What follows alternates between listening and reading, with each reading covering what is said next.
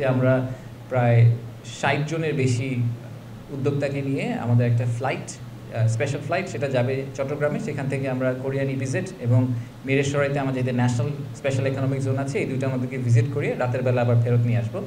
এনারা হচ্ছেন সেই সব উদ্যোক্তা যারা মনে করছেন যে ওনাদের একটা ফ্যাক্টরি সেট আপ করতে হবে, ওনাদের আসলে জায়গা জমি লাগবে, ওনাদেরকে দেখতে হবে যে কী ধরনের সাপোর্ট সিস্টেম আমরা তৈরি করতে পারি।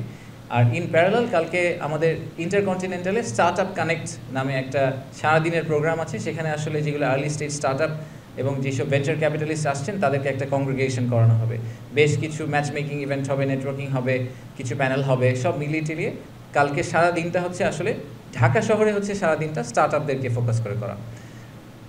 ৮ তারিখে সকালে আমরা সারাদিন পাঠাচ্ছি হচ্ছে আমাদের ইনভেস্টারদেরকে নারায়ণগঞ্জে ২,৫০০, যেখানে জাপানিজ ইকোনমিক জোন আছে। সেম আইডিয়া, ওনারা ফিজিক্যালি দেখবেন, ওখানে ফ্যাক্টরি ওনার যারা আছেন, যারা অলরেডি অপারেশনসে আছেন তাদের সাথে কথা বলবেন, ভিজিট করবেন, বোঝার চেষ্টা করবেন যে what is on offer. So এটা হচ্ছে আমাদের ৮ তারিখের প্রথম হাফে।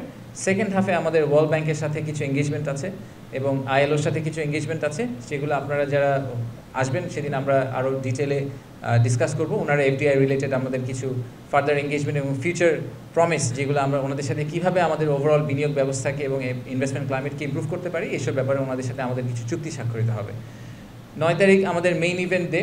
৯ তারিখে সারাদিনের প্রোগ্রাম খুবই বিজি। একই সাথে উদ্বোধনী অনুষ্ঠানটি ছাড়া 10টা থেকে 11:30 পর্যন্ত বাকি সারাদিন আসলে মাল্টিপল প্রোগ্রামস চলবে, 3-4টা প্রোগ্রাম প্যারালালি চলতে থাকবে।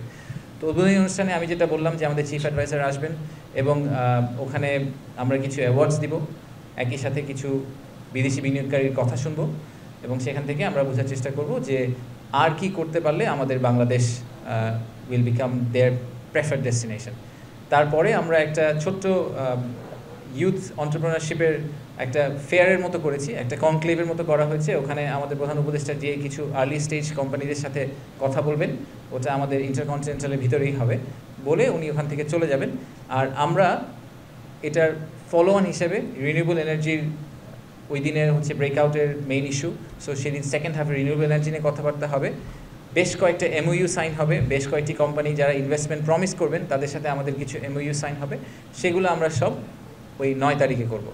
আর প্রধান উপদেষ্টা যদিও ওনার রেসিডেন্সে ফেরত যাবেন, কিন্তু যারা একেবারেই খুব সিনিয়র অফিসিয়াল আসছেন, যারা একেবারে যেরকম আমি কিছু এক্সাম্পল দিয়েছি আপনাদের কিছুক্ষণ আগে, তাদের সাথে উনি বাইল্যাটারালি বসবেন ওনার রেসিডেন্সে। So investment specific discussion bilaterally ওনার সাথে ওনাদের কিছু হবে। আপনারা সবসময় দেখেছেন যে আমাদের প্রধান উপদেষ্টা ইনভেস্টমেন্টের ব্যাপারে খুবই প্যাশনেট। তো উনি নিজেই চেয়েছিলেন যে যারা বড় উদ্যোক্তা আসবেন তাদের সাথে উনি যাতে বাইল্যাটারালি আলাদা করে বসতে পারেন এবং তাদের পয়েন্ট অফ ভিউটা জানতে পারেন। সো ফর এক্সাম্পল জার্মান একটা ডেলিগেশন আসবে, সেই জার্মান ডেলিগেশনের সাথে উনি আলাদা করে বসবেন, কোরিয়ানদের সাথে উনি আলাদা করে বসবেন, চাইনিজদের সাথে উনি আলাদা করে বসবেন, বিকজ প্রত্যেকটা গ্রুপের আবার ডিফারেন্ট এক্সপেকটেশন আছে বাংলাদেশের কাছ থেকে।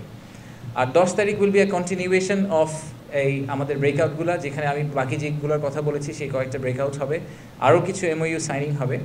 আর এই সব কিছুর মাঝখানে 9 তারিখ সন্ধ্যায় একটা প্লাগ আছে আমাদের, সেই প্লাগটা হচ্ছে আমাদের cultural journey Bangladesh through a different lens.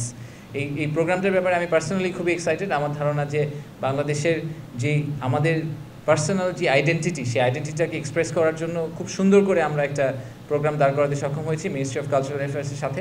সেখানে আমরা যেটা করার চেষ্টা করছি যে একজন ক্লাসিক ব্যবসায়ীর পক্ষ থেকে তো বাংলাদেশকে দেখা একরকম, কিন্তু যারা ব্যবসায়ী এই ইনভেস্টমেন্ট কমিউনিটির বাইরে, ফর এক্সাম্পল যে একজন ফটোগ্রাফার, যে একজন মিউজিশিয়ান, যে একজন ফুটবল প্লেয়ার, তারা বাংলাদেশকে কীভাবে দেখেন, তারা বাংলাদেশের মানুষের আইডেন্টিটিকে কীভাবে দেখেন, যে একজন মিউজিশিয়ান সে কীভাবে দেখেন। সো বাংলাদেশের যে ওভারঅল পিকচারটা, বাংলাদেশি একটা মানুষকে যদি চোখ বন্ধ করে এই ইনভেস্টর যখন ফেরত যাবেন, উনি যখন চোখ বন্ধ করে বাংলাদেশি একজন স্টাফ মেম্বারের কথা চিন্তা করবেন, উনি মনে করবেন যে উনি বাংলাদেশে একটা অফিস দিচ্ছেন, সেখানে কান্ট্রি ম্যানেজার দেখতে কীরকম হবে, সে কী খায়, সে কী করতে চায়, সে কী পছন্দ করে, এই পুরো ভিউটা তাদেরকে আসলে আমাদেরকে দিতে হবে।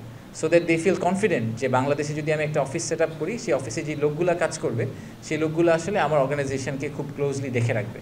তো সেই পার্সপেক্টিভ থেকে আমরা 9 তারিখ সন্ধ্যায় ওনাদেরকে একটা ফুল কালচারাল ইমার্সিভ জার্নির ভিতরে নিয়ে যাবো। সো এই হচ্ছে আমাদের summary of the event. And প্রতিদিন শেষেই আমরা আসলে অল্প কিছুক্ষণ 15 মিনিট করে আপনাদের সাথে কথা বলবো, আপনাদেরকে ওই দিনের আপডেট দেওয়ার জন্য যে ওই দিন আমাদের প্রাইমারিলি কী হলো, কে আসলো, কোনো মেজর ধরনের অ্যানাউন্সমেন্ট হলো কিনা, সেই সব কিছুই আমরা ওই দিন বিকালে ইউজুয়ালি ডে এন্ডে আপনাদেরকে একটা ছোট্ট আপডেট দেওয়ার চেষ্টা করবো প্রেস টিমের সাথে একসাথে করে।